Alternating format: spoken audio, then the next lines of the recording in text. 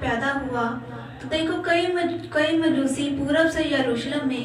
یہ کہتے ہوئے آئے کہ یہودیوں کا بادشاہ جو پیدا ہوا ہے وہ کہاں ہے، کیونکہ پورب میں اس کا ستارہ دیکھ کر ہم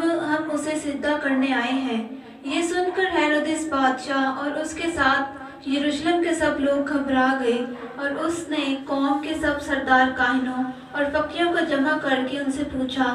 کہ مسیح کی پیدائش کہاں ہونی چاہیے۔ انہوں نے اس سے کہا یہودیہ کے بیت لحم میں، کیونکہ نبی کی معرفت یوں لکھا گیا ہے کہ اے بیت لحم یہودا کے علاقے، تو یہودا کے حاکموں میں ہرگز سب سے چھوٹا نہیں، کیونکہ تجھ میں سے ایک سردار نکلے گا جو میری امت اسرائیل کی بلابانی کرے گا۔ اس پر ہیرودیس نے مجوسیوں کو چپکے سے بلا کر ان سے تحقیق کی کہ وہ ستارہ کس وقت دکھائی دیا تھا،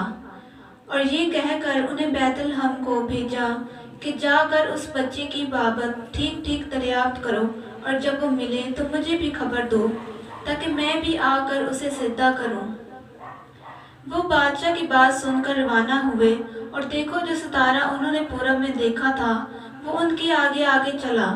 یہاں تک کہ اس جگہ کے اوپر جا کر ٹھہر گیا جہاں وہ بچہ تھا، اور وہ ستارے کو دیکھ کر نہایت خوش ہوئے، اور اس گھر میں پہنچ کر بچے کو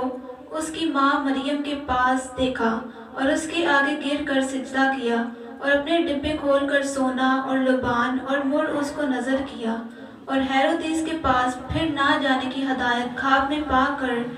دوسری راہ سے اپنے ملک کو روانہ ہوئے۔ جب وہ روانہ ہو گئے تو دیکھو خداوند کے فرشتہ نے یوسف کو خواب میں دکھائی دے کر کہا، اٹھ، بچے اور اس کی ماں کو ساتھ لے کر مصر کو بھاگ جا، اور جب تک کہ میں تجھ سے نہ کہوں وہیں رہنا، کیونکہ ہیرودیس اس بچے کو تلاش کرنے کو ہے تاکہ اسے ہلاک کرے۔ پس وہ اٹھا اور رات کے وقت بچے اور اس کی ماں کو ساتھ لے کر مصر کو روانہ ہو گیا، اور ہیرودیس کے مرنے تک وہیں رہا، تاکہ جو خداوند نے نبی کی معرفت کہا تھا وہ پورا ہو کہ مصر میں سے میں نے اپنے بیٹے کو بلایا۔ جب ہیرودیس نے دیکھا کہ مجوسیوں نے میرے ساتھ ہنسی کی تو نہایت غصے ہوا، اور آدمی بھیج کر بیت لحم اور اس کے سب سرداروں کے اندر کے ان سب لڑکوں کو قتل کروا دیا جو 2 برس کے یا اس سے چھوٹے تھے، اس وقت کے حساب سے جو اس نے مجوسیوں سے تحقیق کی تھی۔